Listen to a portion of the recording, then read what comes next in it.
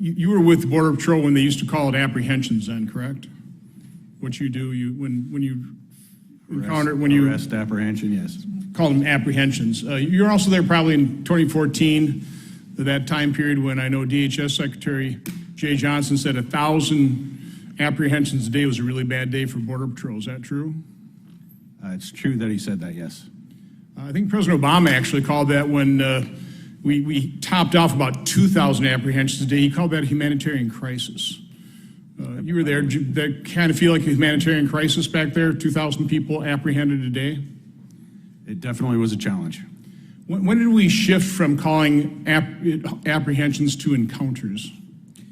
So thank you for that question and the opportunity to clarify it. So the difference between an apprehension and an encounter particularly came up during Title 42 because the individuals were not formally brought into Border Patrol custody. They were screened and returned immediately. So that's the difference between the two. Last time I was at the border, yes, there were some screened and returned, and quite a few. I mean, I think over 1 million, the figures I saw.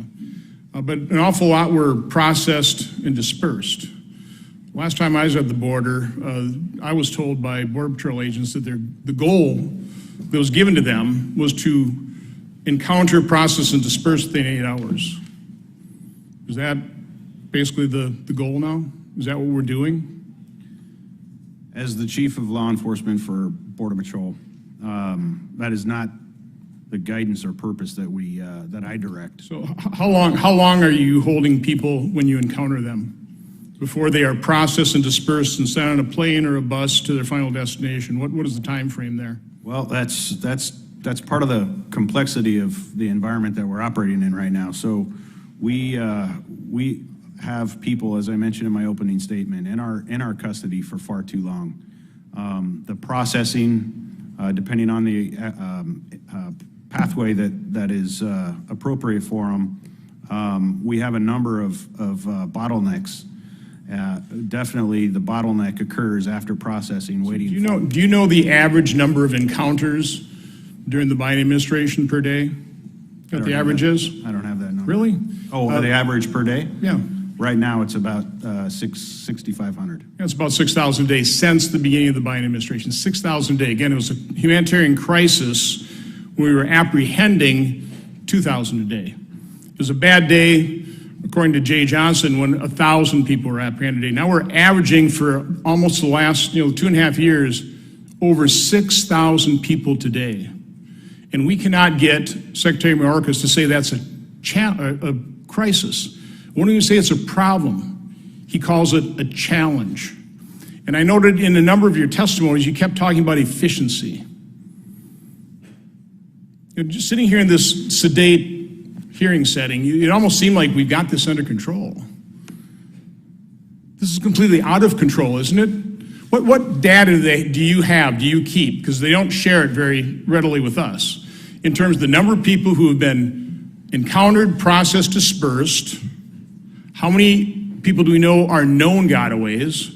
What's the estimate of unknown gotaways? Do you have that for the first 2.5 years of the Biden administration? Do you have an estimate of that? Because I do. I don't have that broken down right now. Would it surprise you to say about 5 million people? They've either been encountered, processed, and dispersed, or are known or unknown gotaways. 5 million people. Just put that in perspective, by the way. That the population of half the states is 5 million or less. Chief Miller, do you believe that's a crisis?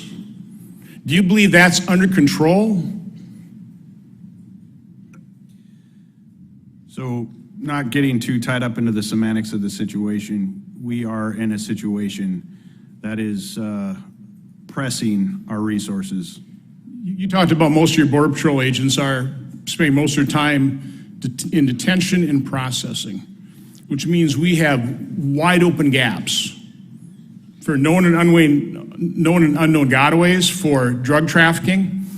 When I was chairman of this committee, went down Southern Command and talked about, we interdicted most 10% of the drugs. So we can talk about, we have all these fentanyl apprehensions or confiscation of fentanyl, but we're getting a mere fraction of it. In manufacturing, 10% is called scrap.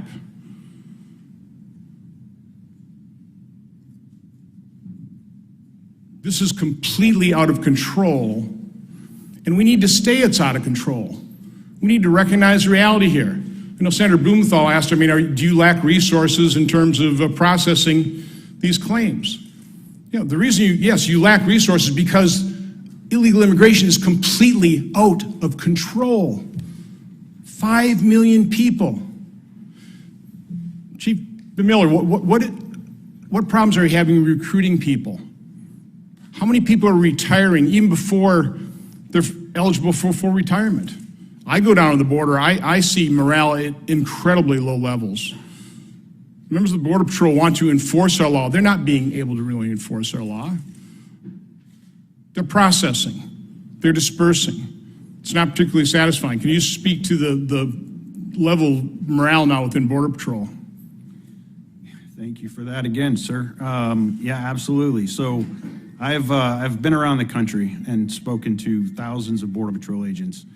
The pride that they have in the work that they do, they ask only for the tools to be able to go out and do that job.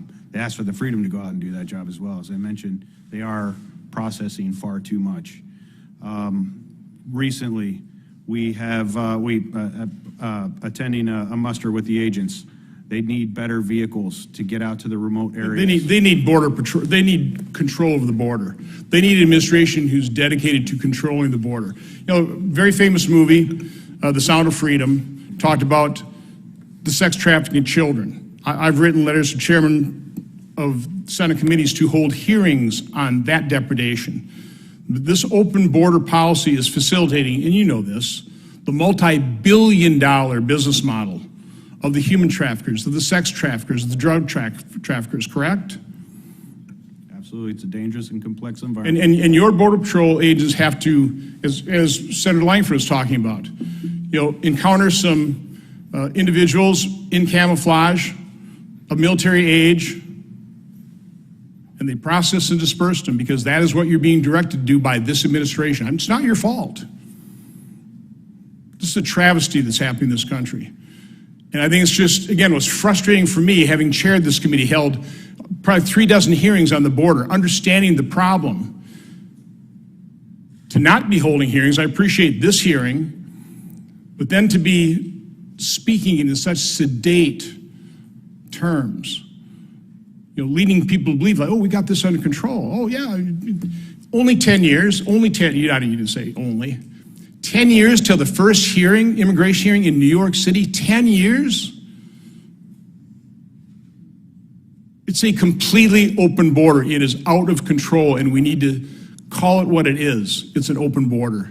This has to stop. This is not what a sovereign country can sustain.